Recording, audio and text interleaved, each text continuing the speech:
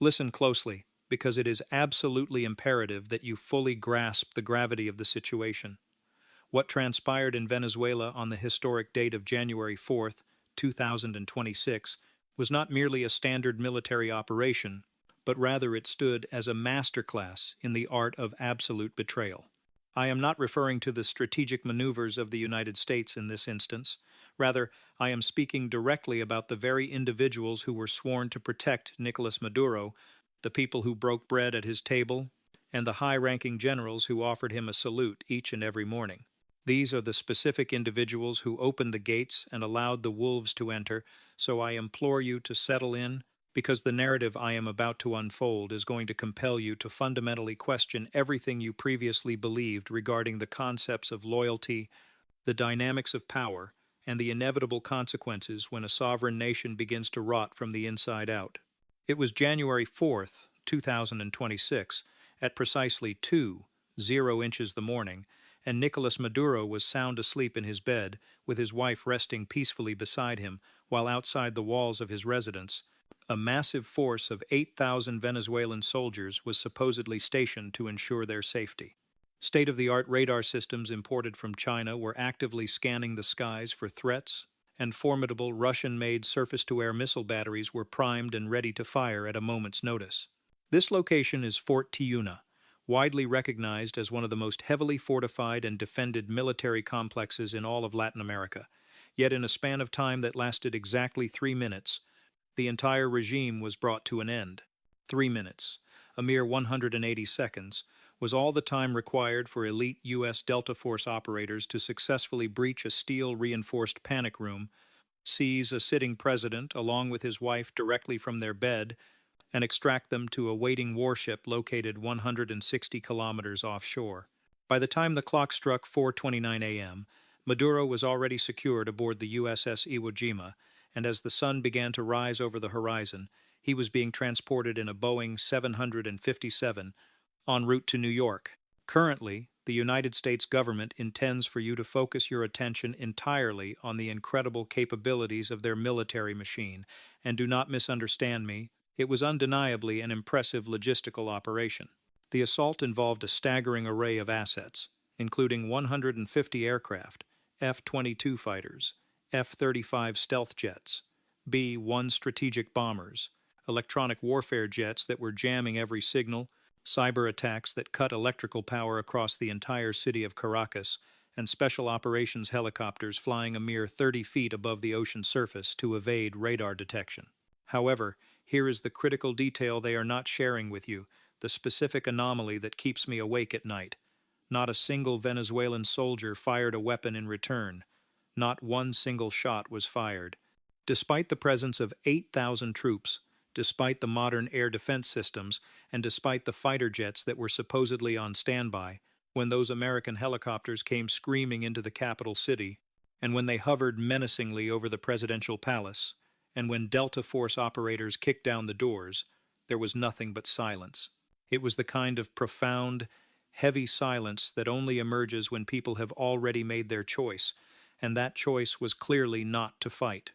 Let me paint a vivid picture for you of just how deep this betrayal truly goes, because the CIA did not simply stumble blindly into Venezuela and get lucky. Starting back in August of 2025, they infiltrated the country with a small, elite team of operatives, and these individuals moved through the streets of Caracas for 5 long months without ever being detected. For 5 months, in a country where Maduro's Cuban-trained security apparatus was supposedly monitoring everything, these operatives operated with impunity, and what they learned was absolutely comprehensive. They knew what Maduro ate for breakfast, they knew the names of his pets, they knew his personal bathroom schedule, and they knew precisely which of his 6 to 8 safe houses he would be sleeping in on any given night. They possessed knowledge of the exact architectural layout of his panic room, and they even knew that he would not have enough time to close the heavy steel door. I want you to think about that level of intimate detail for a second, because you simply do not obtain that kind of intelligence from satellites. You do not get that granularity from phone taps.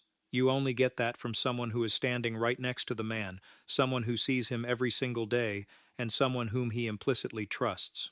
The United States military built a full-scale replica of Maduro's residence at a special operations training facility in Kentucky, and Delta Force practiced the raid over and over again, getting faster and more efficient with each repetition. They knew where every door was located, the position of every hallway, and the placement of every piece of furniture, and they knew this because someone drew them a detailed map. This information came from someone with access, someone close to the inner circle. Someone who decided that Maduro's time was finally up and that their own survival was far more important than their loyalty. And here is the truly terrifying part of this reality. That person, or perhaps those people, are still in Venezuela right now. They are still holding positions of power, and they are pretending as if they had absolutely nothing to do with the downfall of their leader. Now, let us discuss the events of the night itself, because this is the moment where the betrayal becomes undeniable. American aircraft entered Venezuelan airspace around 1:30 a.m., and they immediately launched precision strikes on radar installations and air defense systems. The Russian-made Bukem-2E missiles that were protecting Fort Tiuna were destroyed, and the Chinese JY-11 and JY-27 radars instantly went dark. But here is the critical point. Even after the air defenses were neutralized, there were still thousands of soldiers on the ground, soldiers equipped with rifles, machine guns, and rocket-propelled grenades. The presidential complex was not some isolated compound in the wilderness. It was situated in the middle of a massive military base in the heart of the capital city. When those helicopters came in at low altitude, they did take some ground fire. And we know this because the U.S. military admitted it. But the return fire was sporadic, disorganized, and incredibly weak. It was as if the soldiers were merely going through the motions, firing a few perfunctory shots just to say they did something, and then disappearing into the night. Where were the 8,000 soldiers who were supposedly protecting Maduro? Where were the rapid response units? Where were the armored vehicles? And most importantly, where were the commanders who were supposed to be giving the orders? Because here is what really happened. When the power went out across Caracas at 2 a.m., it was not just an inconvenience. It was a coordinated attack that severed all communication between the strategic command center and the field units. Venezuelan Su-30 fighter jets never received the orders to scramble, and air defense operators never got the green light to engage targets. In a military structure as centralized as Venezuela's, where every decision has to come from the top to prevent coups, that communication breakdown meant only one thing: total paralysis. But we must ask, was it really a breakdown, or was it deliberate sabotage? Think about it logically. Maduro built his entire security apparatus around the specific goal of preventing a coup from within, ensuring that no mid-level commander could make independent decisions, meaning everything had to be approved from the very top. So when communications went dark, nobody dared to move without orders, terrified that they would be accused of treason if they acted on their own initiative. Except, I do not believe that communications simply went dark. I think someone made sure they went dark. I believe someone ensured that those orders never came, because the alternative that America's cyber attack was so perfect it caught every single backup system, every single redundancy, and every single emergency protocol strains credibility to the breaking point. No, what makes logical sense is that key people inside the Venezuelan command structure decided to stand down. They decided that fighting back was not worth the risk. They decided Maduro was already finished. And the smart play was to let the Americans do their thing and hope for a seat at the table in whatever government comes next. And then there is the matter of Delcy Rodriguez. Delcy Rodriguez is the vice president of Venezuela, and she is one of the most powerful people in the government. She has been by Maduro's side for years, serving as his right hand, his confidant, and his second in command. Yet on the morning of January 4th, after Maduro had been captured and was already on a U.S. warship, she went on television and said, "We don't know where the president is." Let that statement sink in for a moment. The vice president of the country claims she does not know where her boss is, mere hours after he was taken by a foreign military in a massive operation involving hundreds of aircraft and thousands of troops. But the situation gets even worse, because Donald Trump, in his press conference at Mar-a-Lago, said something very specific. He stated that Secretary of State Marco Rubio had a long conversation with Delcy Rodriguez, and according to Trump, she told Rubio, "We will do whatever you need." Now, Rodriguez immediately went on TV and denied this allegation.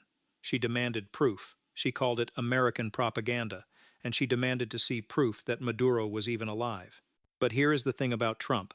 Say what you want about the guy, but he does not usually make up specific quotes out of thin air when he is bragging about a military success. If he says Rubio talked to Rodriguez and she said that, there is probably some truth to it. Maybe it wasn't exactly those words. Maybe it was more nuanced.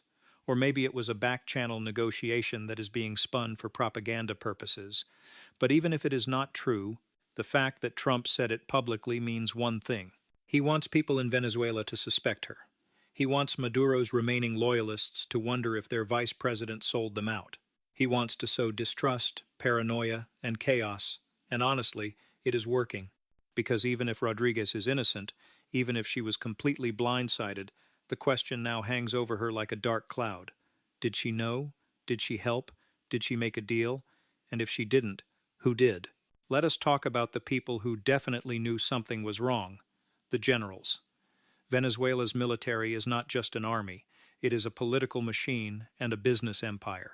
These generals control everything from oil distribution to food imports to gold mines. They are not just soldiers. They are oligarchs in uniform. And here is the beautiful, tragic irony of the whole situation. Maduro built his entire power structure to prevent these generals from overthrowing him. He gave them wealth, power, and autonomy. He let them get rich beyond their wildest dreams, and in return, they were supposed to keep him in power. But when the Americans came, those generals had a choice: fight for Maduro and risk losing everything, including their lives, or stand aside and hope the Americans let them keep their positions, their wealth, and their power in whatever new government emerges. Guess what they chose? Diosdado Cabello, the guy who controls Venezuela's intelligence apparatus and the most powerful paramilitary groups in the country. Where was he when Maduro was being dragged out of bed? Silent. No orders, no mobilization, absolutely nothing. The Minister of Defense, the man supposedly in charge of protecting the country from exactly this kind of attack after Maduro was captured, he went on TV and said he didn't know where the president was. His boss was kidnapped by a foreign military, and his response was basically a shrug. These are not stupid men. They knew what was happening, but they also knew that Maduro was finished the moment those helicopters crossed into Venezuelan airspace. Rather than go down with the ship, they decided to save themselves.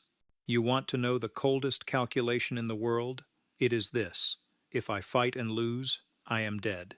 If I don't fight, maybe I survive. And so they chose silence, they chose survival, they chose themselves, and honestly, I cannot even completely blame them because by the time those helicopters arrived, the decision had probably already been made at levels far above their pay grade. Here is something nobody is talking about. Where were Russia and China? Venezuela is not some random country. It is a key geopolitical asset for both Moscow and Beijing. Russia has sold them billions of dollars in weapons, and Chinese companies control ports, infrastructure, and oil fields, while Russian and Chinese military advisors are embedded in Venezuela's armed forces. So when the United States launched the largest military operation in Latin America in decades, when they openly violated international law to kidnap a sitting president, what did Russia and China do? They issued strongly worded statements, and that is it. That is all they did. No Emergency Security Council meeting, no military posturing, no threats. Russia didn't move any assets, and China didn't deploy any naval forces. They just let it happen. And you know what that tells me? It tells me that Russia and China had already written off Maduro. They had calculated that he was a sinking ship, and protecting him wasn't worth the cost. They would rather cut their losses, condemn the action for the cameras, and then negotiate with whatever government comes next to protect their investments. Venezuela thought they had powerful allies. They thought that Russian S-300 missiles and Chinese radars meant something. They thought Moscow and Beijing had their back, but when it really mattered, they were alone. And that is perhaps the most brutal lesson in all of this. Alliances are transactional. You are only valuable as long as you are worth the cost of protecting, and apparently to Russia and China, Maduro wasn't worth it anymore. Maybe they knew about the internal rot, maybe they knew the generals had already turned, or maybe they looked at the situation and thought, why should we risk confrontation with the United States over a regime that's already dead from the inside? Whatever the reason, the result is the same. Venezuela's allies abandoned them when they needed them most. But here is what really keeps me up at night, and here is what should terrify everyone, not just in Latin America but around the world. For the first time in modern history, the United States has openly declared that they will administer a sovereign nation and exploit its resources to recover military costs. Read that again. Administer, exploit, recover costs. This is not regime change. This is not liberation. This is not even traditional occupation. This is open, unapologetic imperial conquest dressed up in the language of law enforcement, and they are getting away with it. Sure, the UN Secretary General said it sets a dangerous precedent, and a bunch of countries issued statements, but what is actually going to happen to the United States? Sanctions? Please. Military retaliation? From who? Nothing. That is what is going to happen. Absolutely nothing. And every authoritarian leader, every small nation that has ever opposed Washington, every country that thought their sovereignty meant something, they are all watching this and learning the same lesson. If you don't have nuclear weapons, if you don't have powerful friends who will actually back you up, and if your own military might betray you, then your sovereignty is just a polite fiction. Cuba is watching, Nicaragua is watching, Bolivia is watching. Every country that has ever thumbed their nose at the United States is watching and asking themselves, are we next? Because if America can do this to Venezuela, a country with the largest oil reserves in the world, a country with an army of over 100,000 troops, a country with modern weapons systems, what is to stop them from doing it anywhere else? The answer is nothing. Nothing except the political will to do it and the calculation that it is worth the cost. And here is the thing that makes this even more dangerous. It worked. It was fast, it was clean, it was overwhelming. Yes, there was probably internal betrayal, but even without it, the U.S. military demonstrated that they can project power anywhere in the Western Hemisphere with near impunity.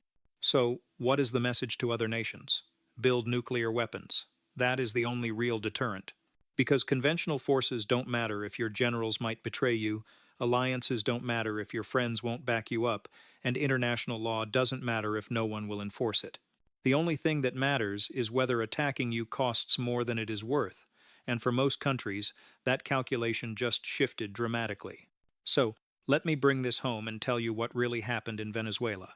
Yes, the United States military is incredibly powerful, yes, their intelligence capabilities are extraordinary, and yes, their special operations forces are the best in the world. I am not denying any of that. But Maduro didn't fall because America was strong. He fell because Venezuela was hollow. The regime had already collapsed from within. The loyalty was gone, the will to fight was gone, and the belief in the system was gone. All that was left was people clinging to power for their own survival, and the moment someone offered them a way out, they took it. The American operation was the spark, but Venezuela had already soaked itself in gasoline. And that is the real lesson here. It is not about having the best weapons or the most soldiers. It is about having people who believe in something worth fighting for. It is about having institutions that aren't rotten with corruption, and it is about building a system where the generals are more afraid of betraying their country than they are of losing their wealth. Maduro failed at all of that. He built a regime based on fear, corruption, and personal loyalty to him rather than loyalty to the nation, and when push came to shove, everyone chose themselves over him. So yes, the United States captured a president, but Venezuela gave him to them. And until we are honest about that, until we understand that the real threat to any nation isn't just external enemies but internal decay, we are going to keep seeing this pattern repeat itself. The question now is who is next? What other government is rotting from the inside, just waiting for someone to give it a push? What other regime is held together by fear and corruption rather than genuine legitimacy?